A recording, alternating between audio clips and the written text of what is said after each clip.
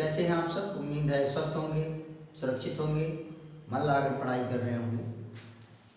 प्यारे बच्चों, हम लोग जी में होने वाले परिवर्तन के बारे में चर्चा कर रहे थे, जिसमें चार बातें के बारे में बताया गया था, जिसमें से 3 पर चर्चा कर ली गई थी।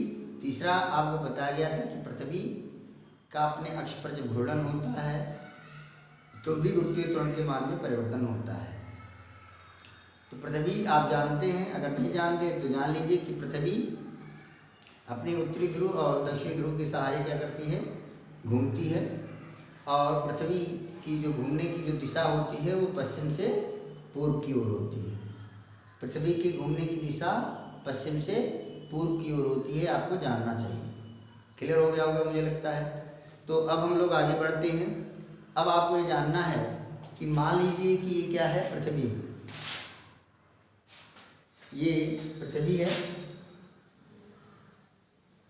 और पृथ्वी उत्तरी ध्रुव और दक्षिणी ध्रुव के सहारे घूम रही है।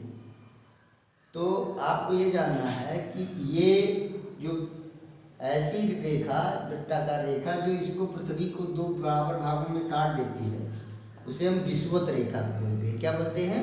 विषुवत रेखा बोलते हैं। और यहाँ पर अगर हम पृथ्वी का केंद्र माने, पृथ्वी का क्या माने? केंद्र माने, और मान लीजिए यहाँ पर मान लीजिए इस बिंदु पर हमको क्या करना है, गुरुत्वीय त्वरण निकालना है कि यहाँ पर पृथ्वी के इस बिंदु पर गुरुत्वीय त्वरण क्या होगा। तो हमने क्या किया, इससे इसको मिला दिया, और ये जो कोण बन रहा है उसे हमने क्या मान लिया, लैम्डा मान लिया। क्या मान लिया? लैम्डा मान लिया। तो अगर और पृथ्वी कितने कोणीय वेग से घूम रही है, मान लीजिए कितने कोणीय वेग से घूम रही है, ओमेगा कोणीय वेग से घूम रही है। कितने कोणीय वेग से घूम रही है? ओमेगा कोणीय वेग से घूम रही है। और ये कितना कोण बना रही है? लैम्डा। इसे अक्षांश भी बोल सकते हैं, यानी अगर अक्षांश पृथ्वी के केंद्र से ये बिंदु जितना कोण बना रहा है उसे हम अक्षांश भी बोल सकते हैं। यानी लैम्डा यहाँ पर क्या है? अक्षांश भी है। अक्षांश क्लियर हुआ कि नहीं हुआ? तो लैम्डा अगर अक्षांश कितना हो, उस बिंदु का जो अक्षांश कितना हो, अगर लैम्डा हो, तो हम कहेंगे कि इस बिंदु P पर जो गुरुत्वीय त्वरण होगा वो क्या होगा, G dash is equal to G minus RE omega square cos square lambda. तो इसके प्रूफ की ज़रूरत नहीं है, आपको जान लेना है कि एक ऐसा बिंदु, पृथ्वी पर स्थित ऐसा बिंदु जिसका अक्षांश अगर कितना हो, लैम्डा हो, और पृथ्वी की त्रिज्या कितनी हो, RE हो, और पृथ्वी कितने वेग से, कोणीय वेग से घूम रही है, ओमेगा कोणीय वेग से अगर घूम रही है, तो इस बिंदु P पर जो गुरुत्वीय त्वरण का जो मान होगा वो कितना होगा, G dash equal to G minus RE omega square cos square lambda होगा। मुझे लगता है समझ में आ गया होगा। अगर इसी फार्मूले से अगर आपसे कोई पूछ ले कि ध्रुवों पर क्या होगा, तो ध्रुव का मतलब क्या हो गया, यहाँ पर उत्तरी ध्रुव पर अगर मान लीजिए यहाँ पर बात करें तो यहाँ पर केंद्र से कितने इसका कोण बनाएगा, वो 90 डिग्री का बनाएगा। यानी ध्रुवों के लिए अगर हम बात करें, तो ध्रुवों के लिए हम बात करेंगे तो क्या होगा, ध्रुवों के लिए, ध्रुवों पर, तो ध्रुवों पर क्या होगा, ध्रुवों पर क्या होगा, लैम्डा बराबर किसके हो जाएगा, 90 के। तो इसलिए G डैश बराबर किसके हो जाएगा, G minus RE omega square और कास स्क्वायर लैम्डा। लैम्डा के यहाँ पर कितना रखेंगे, 90 डिग्री। लैम्डा के यहाँ पर कितना रखेंगे, 90 डिग्री रखेंगे। और कास 90 की वैल्यू कितनी होती है, 0 होती है। कास 90 की वैल्यू कितनी होती है, 0 होती है। तो यहाँ से G डैश बराबर हो जाएगा, G डैश बराबर हो जाएगा G minus RE omega square, और इसकी वैल्यू क्या हो गई, 0। और 0 में किसी का गुणा करेंगे तो क्या मिलेगा, 0 ही मिलेगा। इसलिए G डैश बराबर किसके हो जाएगा, G के माइनस 0। इसलिए G डैश बराबर किसके हो जाएगा, G के बराबर हो जाएगा। यानी ध्रुवों पर गुरुत्वीय त्वरण का मान स्मॉल g के बराबर होता है। क्लियर हो गया होगा, कोई दिक्कत नहीं होगी। यहीं से हम अगर कोई पूछ लेता है विषुवत रेखा पर, तो विषुवत रेखा यही है कि नहीं है, तो विषुवत रेखा के लिए क्या हो जाएगा, लेमडा बराबर किसके हो जाएगा, 0 के हो जाएगा। और यहाँ पर जब का 0 रखेंगे तो का 0 की वैल्यू किसके बराबर हो जाएगी, 1 के बराबर हो जाएगी। तो जी डैश बराबर किसके आ जाएगा, g minus r e omega square. यानी यहाँ से आपसे कह सकता है कि सिद्ध कीजिए कि विषुवत रेखा पर और जो है जो गुरुत्वीय त्वरण होता है वो ध्रुवों से कम होता है। तो आप लिख सकते हैं, देखिए यहाँ पर ध्रुवों पर गुरुत्वीय त्वरण कितना आया, जी आया। अगर आपसे यहाँ से विषुवत रेखा पर कहेगा तो विषुवत रेखा के लिए या विषुवत ध्रुव पर, ऐसे भी बोल सकता है, विषुवत ध्रुव या विषुवत रेखा पर के लिए क्या होगा, ये विषुवतीय के लिए क्या हो जाएगा, यहाँ से जी डैश बराबर g minus r e omega square. और लेमडा कितना हो जाएगा, लेमडा इसके लिए कितना हो जाएगा, लेमडा हो जाएगा इसके लिए, लेमडा इसके लिए क्या हो जाएगा, 0 के बराबर। तो जी डैश बराबर किसके हो गया, g minus r e omega square. तो यहाँ से आप लिख सकते हैं कि जी डैश बराबर जी और कास स्क्वायर लेमडा। तो ये हो जाएगा जी डैश बराबर g minus r e omega square और cos square lambda. Cos lambda की वैल्यू कितनी दी हुई है, 0। तो यहाँ पर क्या लिखेंगे आप, कास स्क्वायर 0। क्लियर हुआ कि नहीं हुआ। अभी कास स्क्वायर 0 हो गया तो यहाँ से जी डैश बराबर किसके हो जाएगा, g minus r e omega square. क्यों, क्योंकि कास 0 की वैल्यू कितनी होती है, 1 होती है। तो मुझे लगता है अब यहाँ से देखिए, आपने देखा कि यहाँ पर विषुवत रेखा पर गुरुत्वीय त्वरण कितना आया, g minus r e omega square आया, जबकि ध्रुवों पर गुरुत्वीय त्वरण कितना आया, जी के बराबर आया। तो यहाँ से स्पष्ट होता है कि ध्रुवों पर जो गुरुत्वीय त्वरण है वो विषुवत रेखा पर गुरुत्वीय त्वरण से क्या है, अधिक होता है। क्लियर हो गया कि नहीं हो गया। अब अगर आप इसको एक ग्राफ के माध्यम से समझना चाहें तो आप ये समझ सकते हैं कि जैसे आप ये जान सकते हैं, अगर ग्राफ के माध्यम से अगर आप समझना चाहें तो देखें, आराम से समझेंगे कि देखिए जैसे कि ये मान लीजिए क्या है, पृथ्वी है और ये पृथ्वी का केंद्र है।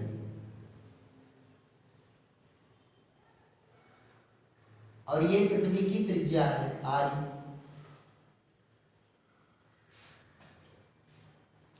क्लियर हो गया नहीं हो गया। अब यहां से अगर आप देखें तो आपको ये बताया गया कि पृथ्वी की सतह से नीचे जाने पर गुरुत्वीय त्वरण का मान क्या होता है पृथ्वी की सतह से नीचे जाने पर गुरुत्वीय त्वरण का मान क्या होता है, कम होता है। और पृथ्वी की सतह से ऊपर जाने पर भी गुरुत्वीय त्वरण का मान क्या होता है, कम होता है। इसका मतलब हम ये भी कह सकते हैं कि अगर हम पृथ्वी के केंद्र से कहां पर जाएं, सतह की ओर जाएं, तो गुरुत्वीय त्वरण का मान घटेगा या बढ़ेगा, बढ़ेगा। मेरी बातों को सुन लीजिए फिर से, मैं क्या बोल रहा हूं, पृथ्वी की सतह से भीतर जाएंगे तो गुरुत्वीय त्वरण का मान क्या होगा, क्या होगा, घटेगा। लेकिन अगर केंद्र से सतह की ओर जाएंगे तो क्या होगा, गुरुत्वीय त्वरण का मान बढ़ेगा। क्लियर हो गया नहीं हो गया। इसी तरह से सतह से अगर ऊपर जाएंगे तो गुरुत्वीय त्वरण का मान क्या होगा, घटेगा। लेकिन अगर ऊपर से नीचे आ रहे हैं तो गुरुत्वीय त्वरण का मान बढ़ेगा। तो ये इसी को ग्राफ से भी समझा जा सकता है, लेकिन खैर उसकी जरूरत नहीं है, इसलिए बताया नहीं जा रहा है। आपको समझ में आ गया होगा कि आपको ये दिमाग में रखना है कि जी डैश का मान, जी डैश का मतलब गुरुत्वीय त्वरण का मान किसी अन्य जगह पर हमेशा क्या होगा, पृथ्वी की सतह से क्या होगा, कम होगा। व्यवहारिक बात, एकदम सीधी सरल भाषा में आपको जानना है कि अधिकतम जो गुरुत्वीय त्वरण का मान होगा वो कहां पर होगा, पृथ्वी की सतह पर होगा। पृथ्वी के सतह से ऊपर जाएंगे तब भी गुरुत्वीय त्वरण कम होगा। पृथ्वी के गुरुत्वीय त्वरण से पृथ्वी की सतह से नीचे जाएंगे तब भी गुरुत्वीय त्वरण कम होगा। यानी अगर आपसे कोई पूछता है कि पृथ्वी का अधिकतम मान कहां पर होगा, पृथ्वी की सतह पर, या हम ऐसे भी बोल सकते हैं कि पृथ्वी की उत्तरी ध्रुव पर जो है क्या होगा, पृथ्वी के उत्तरी ध्रुव, यहाँ पर भी क्या होगा, गुरुत्वीय त्वरण का मान क्या होगा, अधिकतम होगा। क्लियर हो गया नहीं होगा, पृथ्वी के ध्रुवों पर गुरुत्वीय त्वरण का मान क्या होगा, अधिकतम होगा। क्लियर हो गया कि नहीं हो गया, समझ में आ गया कि नहीं आ गया, मुझे लगता है समझ में आ गया, कोई दिक्कत नहीं होगी। अब आगे हम लोग चलते हैं, एक नए टॉपिक को जानते हैं, और वो टॉपिक इसलिए इम्पोर्टेंट है क्योंकि जैसे ही आपको ये चैप्टर पढ़ाया जा रहा है, जो ये टॉपिक आपको आज बताया जाएगा, सेम वैसा ही टॉपिक आपको इंटर में फर्स्ट चैप्टर में पढ़ना है। बस फर्स्ट शब्दों का थोड़ा सा अंतर हो जाएगा, और वो अंतर क्या होगा, जहाँ गुरुत्व शब्द इस्तेमाल होगा वहाँ पर विद्युत शब्द इस्तेमाल होगा। जैसे यहाँ पर हम लोग गुरुत्वीय क्षेत्र पढ़ेंगे, फर्स्ट ईयर इंटर फाइनल में जब पहला चैप्टर आप पढ़ेंगे तो वहाँ पर विद्युत क्षेत्र होगा। यहाँ आप गुरुत्वीय विभव पढ़ेंगे, वहाँ आप विद्युत विभव पढ़ेंगे। यहाँ पर गुरुत्वीय स्थितिज ऊर्जा पढ़ेंगे, वहाँ पर विद्युत स्थितिज ऊर्जा पढ़ेंगे। तो क्या देखा आपने, शब्द सब सेम है, बस थोड़ा सा क्या अंतर है, वहाँ पर गुरुत्व से संबंधित, यहाँ फर्स्ट ईयर में आप गुरुत्व से संबंधित चर्चा करोगे, सेकेंड ईयर में यानी इंटर फाइनल में आप विद्युत से संबंधित चर्चा करोगे। तो सबसे पहले हम लोग बात करेंगे गुरुत्वीय क्षेत्र की, किसकी, गुरुत्वीय क्षेत्र की, जिसे हम लोग अंग्रेजी में गुरुत्वीय क्षेत्र, जिसे हम ग्रेविटेशनल फील्ड बोल सकते हैं। क्या बोलते हैं, ग्रेविटेशनल फील्ड, गुरुत्वीय क्षेत्र। तो आपसे थोड़ा सा दिख नहीं रहा है मुझे लगता है, तो यहाँ पर लिखेंगे हम लोग गुरुत्वीय क्षेत्र, गुरुत्वीय क्षेत्र। तो गुरुत्वीय क्षेत्र या ग्रेविटेशनल फील्ड। अब आपसे अगर कोई पूछता है कि गुरुत्वीय क्षेत्र क्या है, तो आप ये परिभाषा देंगे कि किसी पिंड के चारों ओर का वो क्षेत्र जिसमें कोई अन्य पिंड आकर्षण बल का अनुभव करता है। किसी पिंड के चारों ओर का वह क्षेत्र जिसमें कोई अन्य पिंड आकर्षण बल का क्या करता है, अनुभव करता है, उसे हम गुरुत्वीय क्षेत्र कहते हैं। फिर से सुनिए, किसी पिंड के चारों ओर का वह क्षेत्र जिसमें कोई अन्य पिंड आकर्षण बल का अनुभव करता है, उसे हम गुरुत्वीय क्षेत्र कहते हैं। यानी ये मान लीजिए उस पिंड के द्वारा उत्पन्न गुरुत्वीय क्षेत्र कहते हैं, ऐसा भी बोल सकते हैं। जैसे मान लीजिए यहाँ पर कोई पिंड है, समझ लीजिए हमारी बात को, और यहाँ पर एक पिंड है, तो मैं इस पिंड की चर्चा कर रहा हूँ, इस पिंड के कारण उत्पन्न गुरुत्वीय क्षेत्र की चर्चा कर रहा हूँ।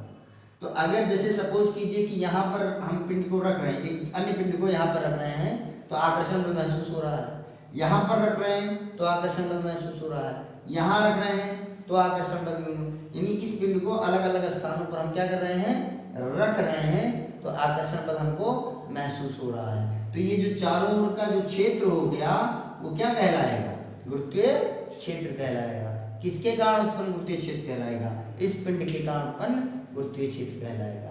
लेकिन शब्दों को समझना है कि क्या गुरुत्वीय क्षेत्र यहीं तक होगा, मेरा उत्तर है नहीं। जहां तक, अगर मान लीजिए यहाँ तक आकर्षण बल का अनुभव हो रहा है, तो इस आकर्षण जो है गुरुत्वीय क्षेत्र ऐसे हो जाएगा।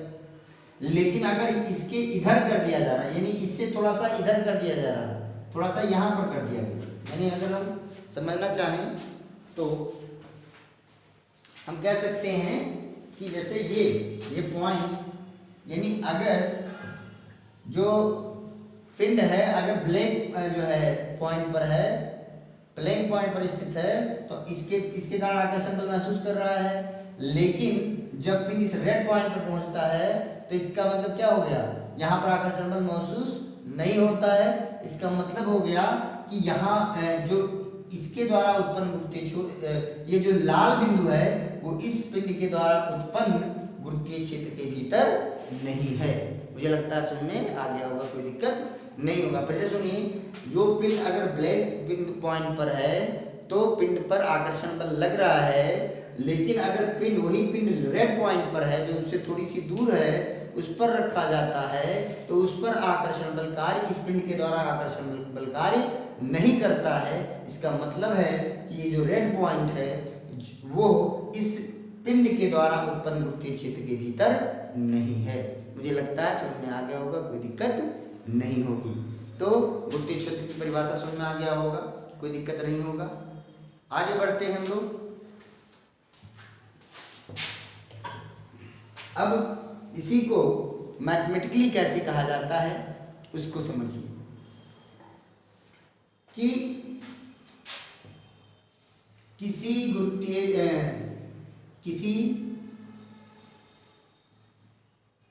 क्षेत्र की परिभाषा को कैसे लिखा जाता है, किसी मैथमेटिकली कैसे लिखा जाता है, किसी गुरुत्वीय क्षेत्र में स्थित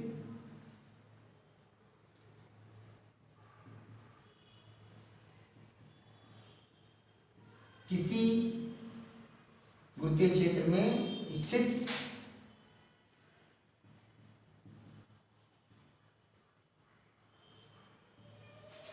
परीक्षण द्रव्यमान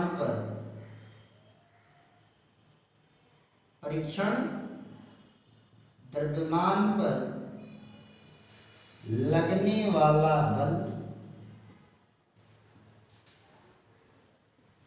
तथा परीक्षण द्रव्यमान के अनुपात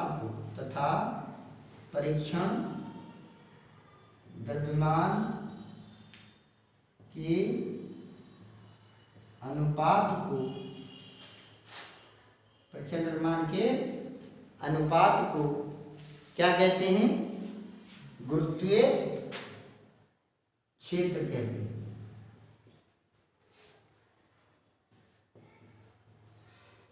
हैं। या गुरुत्वीय क्षेत्र की तीव्रता कहते हैं। क्या कहते हैं, गुरुत्वीय क्षेत्र की तीव्रता कहते हैं। गुरुत्वीय क्षेत्र की तीव्रता कहते हैं, ठीक है ना। क्लियर हो गया कि नहीं हो गया। किसी गुरुत्वीय क्षेत्र में स्थित परीक्षण द्रव्यमान पर लगने वाला बल तथा परीक्षण द्रव्यमान के अनुपात को गुरुत्वीय क्षेत्र की तीव्रता कहते हैं। गुरुत्वीय क्षेत्र की तीव्रता कहते हैं किस बिंदु पर, उस बिंदु पर। अब थोड़ा इसको समझिए, इसको समझना जरूरी है, ये शब्द समझने जरूरी है। जैसे मान लीजिए कि यहां पर एक पिंड है, कोई भी पिंड है, सपोज कीजिए, इसका कुछ द्रव्यमान होगा और एक पिंड इसके भीतर है परीक्षण द्रव्यमान जिसका द्रव्यमान m है, और ये परीक्षण द्रव्यमान है, टेस्टिंग मास है। अब बहुत बच्चे सोच लेंगे सर ये परीक्षण द्रव्यमान आप क्यों बोल रहे हैं, तो मेरा कहने का मतलब है इसको परीक्षण द्रव्यमान बोलने का मतलब केवल इतना ही है कि आप जान सके कि वास्तव में ये जो द्रव्यमान है ये बहुत सूक्ष्म है, इतना सूक्ष्म है कि लगभग इसके द्रव्यमान को नगण्य माना जा सकता है। यानी परीक्षण द्रव्यमान एक ऐसा द्रव्यमान है जिसका द्रव्यमान लगभग शून्य माना जा सकता है। अब आपसे बहुत इंपॉर्टेंट बात है, किताबों में सारी बातें नहीं मिल पाती हैं, इन चीज़ों को आपको जानना पड़ेगा कि अगर आपसे कोई पूछता है कि हम इस परीक्षण द्रव्यमान को इतना छोटा क्यों लेते हैं, तो प्रिय बच्चों हम आपको ये बताना चाहेंगे कि हम गुरुत्वीय क्षेत्र किसके कारण प्राप्त करना चाहते हैं, इस पिंड के कारण प्राप्त करना चाह रहे हैं। लेकिन अगर ये पिंड बड़ा हो जाएगा यानी इसका द्रव्यमान अधिक हो जाएगा तो इसके कारण भी विद्युत क्षेत्र उत्पन्न हो जाएगा। इसके कारण भी क्या, गुरुत्वीय क्षेत्र उत्पन्न हो जाएगा। इसके कारण भी गुरुत्वीय क्षेत्र उत्पन्न हो जाएगा। तो इसके कारण उत्पन्न गुरुत्वीय क्षेत्र की वास्तविक स्थिति हम प्राप्त नहीं कर पाएंगे, क्योंकि जब इसके कारण भी उत्पन्न गुरुत्वीय क्षेत्र, इसके कारण भी गुरुत्वीय क्षेत्र उत्पन्न हो जाएगा, है ही, और इसके कारण भी उत्पन्न हो जाएगा, तो दोनों के कारण गुरुत्वीय क्षेत्र जब उत्पन्न हो जाएगा तो हम कैसे जान पाएंगे कि इसके द्वारा कितना गुरुत्वीय क्षेत्र उत्पन्न हो रहा है और इसके द्वारा कितना गुरुत्वीय क्षेत्र उत्पन्न हो रहा है, जबकि हमें केवल इसके कारण उत्पन्न गुरुत्वीय क्षेत्र की चर्चा करनी है, उसके बारे में जानकारी लेनी है। इसलिए हम गुरुत्वीय क्षेत्र के भीतर एक परीक्षण द्रव्यमान लेते हैं जिसका द्रव्यमान लगभग नगण्य हो। मुझे लगता है समझ में आ गया होगा, कोई दिक्कत नहीं होगी। तो ये परीक्षण द्रव्यमान इतना छोटा द्रव्यमान है कि लगभग शून्य के बराबर है। क्यों है ये भी आपको बताया जा चुका है। तो प्रिय बच्चों, अगर इनके इस पिंड के कारण इस पर इस जो है इस परीक्षण द्रव्यमान पर बल लगेगा कि नहीं लगेगा, यदि लगने वाला बल क्या हो, यदि परीक्षण लिखेंगे, यदि परीक्षण द्रव्यमान बहुत ध्यान से समझिएगा आप लोग आराम से, यदि परीक्षण द्रव्यमान स्मॉल m हो, यदि परीक्षण द्रव्यमान क्या हो, स्मॉल m हो, तथा लगने वाला बल क्या हो, वेक्टर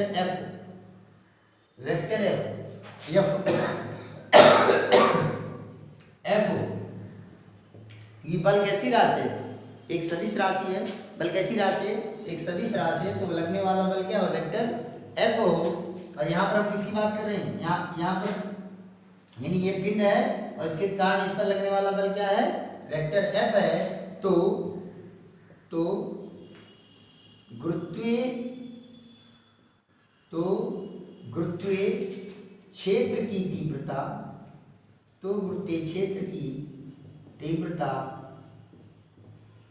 I बराबर वेक्टर F अपान m। देखिए यही तो आपको बताया गया है, किसी गुरुत्वीय क्षेत्र में स्थित है परीक्षण द्रव्यमान, ये परीक्षण द्रव्यमान है, पर लगने वाला बल, इस पर लगने वाला बल किसके कारण, इसके कारण लगने वाला बल कितना है, वेक्टर F, तथा परीक्षण द्रव्यमान कितना है, m के अनुपात को, यानी m और m के अनुपात को क्या कहते हैं, गुरुत्वीय क्षेत्र की तीव्रता कहते हैं। और इसे किससे दिखाते हैं, I से दिखाते हैं। तो अगर ये कैसी राशि है, सदिश राशि है, यानी इस पिंड के कारण इस बिंदु पर गुरुत्वीय क्षेत्र की तीव्रता वेक्टर I बराबर किसके होगा, वेक्टर F अपान m होगा। अगर हम परिमाण की बात करेंगे, इसके केवल परिमाण की बात करेंगे, तो हम जनरली हम क्या लिख सकते हैं, I बराबर F बटे m भी लिख सकते हैं। क्यों, क्योंकि यहाँ पर इसके परिमाण की बात की जा रही है। तो प्रिय बच्चों, अब आपसे पूछा जाए कि इसकी दिशा किस दिशा में होगी, तो इसको भी समझते हैं। ये क्या है, ये पिंड है बेटा, इस पिंड के कारण इस पर जो लगने वाला बल है वही तो वेक्टर F है। तो इसके कारण इस पर लगने वाला जो बल होगा वो किस दिशा में होगा, बोलते नहीं आप, किस दिशा में होगा, आकर्षण बल लग रहा है, यानी इसके कारण इस पिंड पर जो लगने वाला बल होगा उसकी दिशा इस तरफ होगी कि नहीं होगी, जी हाँ निश्चित रूप से होगी।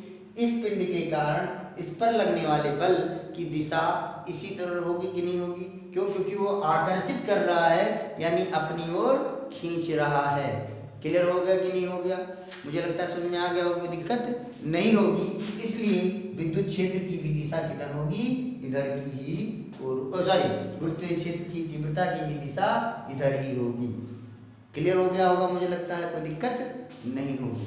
तो गुरुत्वीय क्षेत्र की तीव्रता की दिशा और और बल की दिशा, दोनों की दिशा एक ही दिशा में होगी। मैं एक बार फिर से बोल रहा हूँ, दो बार भूल से विद्युत निकल गया, क्योंकि अभी इंटर का क्लास लिया गया है तो वहीं पर बोला गया था बार बार। तो फिर से ध्यान देंगे कि जो है गुरुत्वीय क्षेत्र की तीव्रता गुरुत्वीय बल की और परीक्षण द्रव्यमान के अनुपात के बराबर है, और गुरुत्वीय क्षेत्र की तीव्रता की दिशा उस बल के दिशा के ओर होगी। मुझे लगता है समझ में आ गया होगा, कोई दिक्कत नहीं होगी। क्लियर हो गया होगा, अच्छे से समझ में आ गया होगा। अब हमने ये तो बता दिया कि वेक्टर आई बराबर वेक्टर एफ अपान एम, लेकिन अगर सवाल में दिमाग में पूछ ही लिया जाए कि मान लीजिए इसका द्रव्यमान कितना है, एम है, तो इस द्रव्यमान के कारण और इस द्रव्यमान के कारण इस बिंदु पर उत्पन्न गुरुत्वीय क्षेत्र की तीव्रता कितनी होगी, तो आइए हम लोग इस पर चर्चा करते हैं। तो चलिए एक नए टॉपिक के साथ हम जानेंगे कि मान लीजिए एक द्रव्यमान है, एक पिंड यहाँ पर स्थित है। इस पिंड के कारण इस स्थान पर जो यहाँ से कुछ दूरी पर स्थित है, उस स्थान पर हमको क्या निकालना है, गुरुत्वीय क्षेत्र की तीव्रता निकालनी है। तो वो गुरुत्वीय क्षेत्र की तीव्रता कितनी होगी, समझ में आ गया होगा मुझे लगता है, कोई दिक्कत नहीं होगा। तो चलिए हम लोग एक अलग टॉपिक से, एक अलग जो है हेडिंग से उसके बारे में समझेंगे। तो चलिए हेडिंग क्या होगा, किसी द्रव्यमान, बिंदु द्रव्यमान या द्रव्यमान की, ऐसे भी लिख सकते हैं बिंदु द्रव्यमान, यानी बिंदु द्रव्यमान का मतलब क्या हो गया, द्रव्यमान कहीं पर स्थित है, चाहे द्रव्यमान बोले चाहे बिंदु द्रव्यमान। बिंदु द्रव्यमान बोलने का केवल एक ही मतलब है कि वो द्रव्यमान किसी बिंदु पर स्थित है। किसी बिंदु के द्रव्यमान के कारण किसी बिंदु पर गुरुत्वीय क्षेत्र की तीव्रता,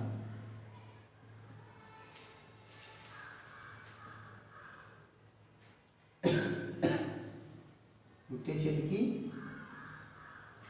तीव्रता, किसी बिंदु द्रव्यमान के कारण किसी बिंदु पर गुरुत्वीय क्षेत्र की तीव्रता। तो इसमें अब आप देखिए, यहाँ पर मान लीजिए क्या है कि यहाँ पर क्या है, ये द्रव्यमान है, स्मॉल कैपिटल एम द्रव्यमान का जो है द्रव्यमान है, और इससे स्मॉल आर दूरी पर एक बिंदु क्या है, पी है, जहाँ पर हमको गुरुत्वीय क्षेत्र की तीव्रता प्राप्त करनी है। ठीक है ना। तो हम लिखेंगे कि माना एक पिंड जिसका द्रव्यमान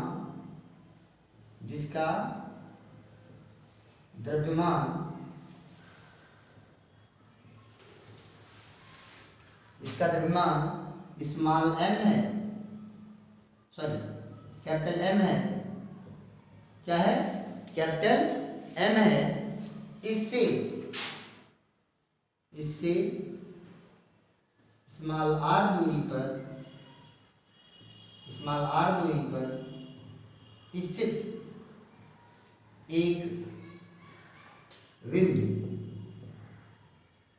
एक बिंदु पी है,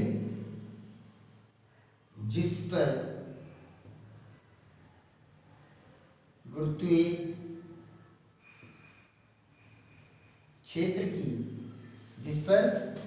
क्षेत्र की तीव्रता ज्ञात करनी है, कि तीव्रता ज्ञात करनी है। क्लियर हुआ कि नहीं हुआ, समझ आ गया होगा मुझे लगता है, कोई दिक्कत नहीं है।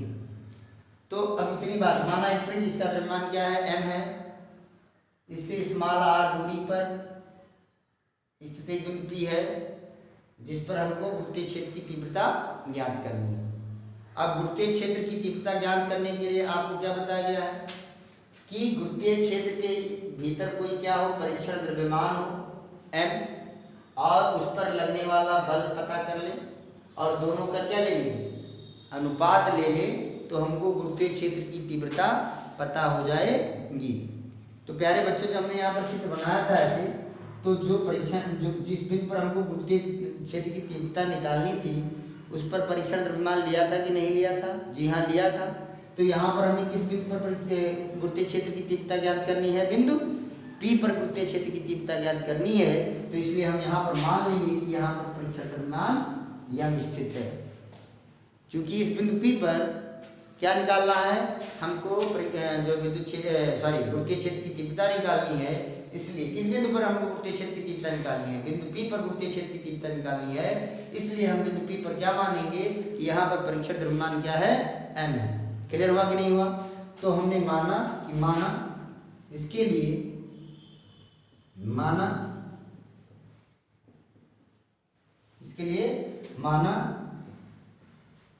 कि बिंदु P पर परीक्षण द्रव्यमान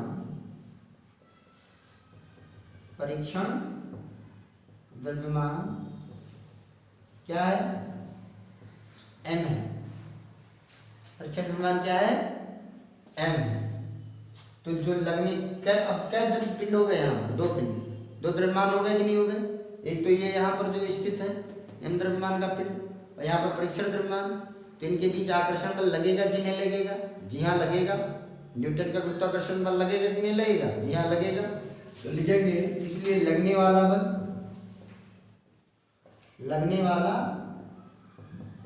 बल क्या होगा, F बराबर कैपिटल G, m1 की यहाँ पर क्या हो जाएगा कैपिटल M, m2 की यहाँ पर क्या हो जाएगा स्मॉल m, और गुणे इनके बीच की दूरी कितनी है, r है। तो इसलिए हो जाएगा r²। मुझे लगता है समझ में आ गया, कोई दिक्कत नहीं है। लेकिन परीक्षण द्रव्यमान गुरुत्वीय क्षेत्र की तीव्रता बराबर किसके होता है, F/m की। गुरुत्वीय क्षेत्र की तीव्रता बराबर किसके होता है, F/m के। तो हम क्या करेंगे, F को, बल को m से क्या करेंगे, भाग दे देंगे, तो गुरुत्वीय क्षेत्र की तीव्रता हमको मिल जाएगी। तो हम लिखेंगे, इसलिए गुरुत्वीय क्षेत्र की तीव्रता